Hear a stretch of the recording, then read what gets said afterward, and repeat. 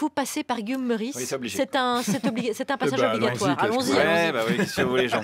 Alors moi, je vais vous parler anti-système aujourd'hui. Alors pas d'Emmanuel Macron, hein, rassurez-vous. Non, rassurez-vous. Je laisse préparer Emmanuel sa révolution avec ses copains punk à chien, Jacques Attali et Alain Minc.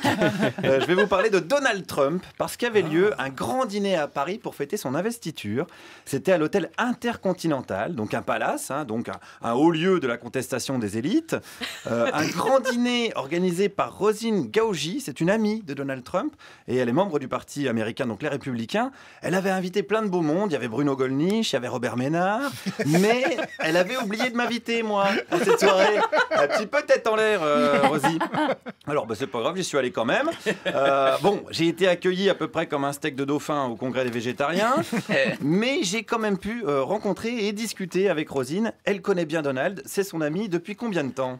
Je l'ai rencontré il y a 28 ans, donc je connais l'homme qui travaille, l'homme qui est sur les chantiers, qui n'est pas du tout arrogant, qui n'est pas du tout, comment je vais vous dire aussi, méprisant. Alors attention, on ne parle pas du Dalai Lama, hein. Ni de l'abbé Pierre, non, je précise, on parle bien de Donald Trump. Hein. On parle du gars qui a dit qu'il écraserait ses adversaires à coups de talon. Hein, d'accord, un mec qui ferait passer Jean-Claude Van Damme pour Pierre Rabhi, d'accord ? Bon, mais il est élu. Alors pourquoi il plaît ? Pourquoi ? Parce qu'il met de côté les élites. Et puis, est-ce que lui, c'est pas une élite parce qu'il est quand même on milliardaire ? n'appelle pas ça une élite. Hein. Lui, il n'a jamais été... De toute façon, Donald, ça a toujours été quelqu'un qui était plus à l'aise avec les ouvriers qu'il n'est avec les CEO. Et oui, plus à l'aise avec les ouvriers qu'avec les CEO, donc les PDG, hein, l'équivalent en français. D'ailleurs, la preuve, Donald, il vit dans une tour, hein, comme un mec de banlieue, hein, finalement. Alors, la tour, elle porte son nom, mais bon, je veux dire, voilà, il y a bien un monsieur Tarteret dans la cité du même nom, tu vois, on sait pas, c'est pareil. Et puis, c'est un gars, effectivement, qui est proche des ouvriers. Sa femme est ouvrière, hein, dans l'industrie du Botox. Hein, elle est testeuse, plus précisément, voilà, elle est considérée comme ouvrière. Donc, il connaît, d'ailleurs, le rapport de Donald Trump avec les femmes, on en parle un peu ? Bien sûr, on a tout entendu, mais je vais vous dire quelque chose. Quand vous avez été pendant plus de 30 ans un milliardaire, vous croyez que les femmes vous laissent tranquille ? Hein? Et pendant 30 ans... C'est lui qui a été harcelé par les femmes. Bien sûr, il est harcelé par les femmes. Il a été harcelé par les femmes. Et en plus, il a la classe de ne pas se plaindre, Donald. Hein, voilà. Prenez-en de la graine, André, un petit peu. Hein. Vrai. Certainement un homme qui souffre en silence, hein, qui ne peut pas sortir de chez lui sans que des groupies veuillent lui arracher son slip. Quel calvaire. Hein. Je lance d'ailleurs sans plus attendre le hashtag je suis le slip de Donald.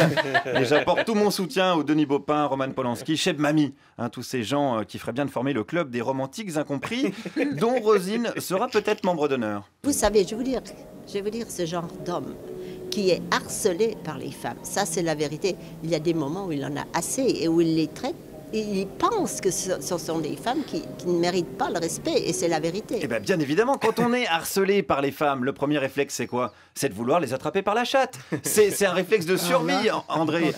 Par la chatte, Jean-Pierre. Vous avez bien entendu, en fait. C'est du Donald Trump. C'est de Donald Trump, c'est de la légitime défense, comme on pourrait dire. Hein. C'est un homme harcelé par les Mexicains également. Du coup, il veut construire un mur, et Rosine, elle trouve ça trop cool. Quand vous avez des invasions comme ça se passe à la frontière du Mexique, c'est quelque chose de... Tous les jours, on a des morts, ok ? Des Mexicains, alors, du coup, qui meurent, non ? Mais même des Mexicains qui sont dans le pays, qui sont attaqués par les autres. Ah, voilà. En fait, Donald, il veut stopper la guerre entre les Mexicains. C'est un gars qui veut la paix et la discorde. Et la concorde, pardon, du coup. Lapsus révélateur. Alors, quand il dit que les Mexicains sont des drogués et des violeurs, c'était évidemment dans une démarche sociologique. Hein. Donald, c'est un petit peu le Edgar Morin du tacos. C'est ça, d'ailleurs, que les médias français et les médias en général n'ont pas pigé.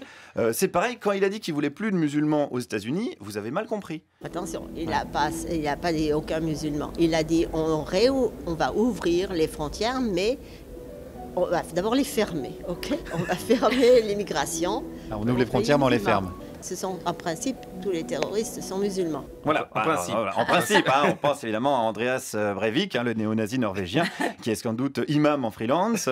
On pense à ceux qui tuent des Noirs en hurlant White Power, hein, qui peut-être parle de Mohamed White, hein, le grand moufti du Texas. On ne parle pas, attention, du gouvernement américain en lui-même. Hein, je rappelle quand même que quand on tue des civils avec des drones, on appelle ça de la sécurité, hein, pas du terrorisme. Allez, concluons avec Rosine sur les musulmans. Parce que nous en avons beaucoup qui rentrent avec des casiers judiciaires. Donc, mais s'ils ne se déclarent pas musulmans, C'est pas marqué sur une carte d'identité, par exemple. Si vous vous appelez Mohamed Ben Youssef, vous avez une grande chance d'être musulman. Hein. Ah, c'est en fonction du nom de famille et du prénom. Bien sûr. Évidemment, il faut se méfier, faites gaffe aux prénoms et noms de famille. En ce qui me concerne, je vais commencer par ceux qui s'appellent Rosine Gauji et Donald Trump.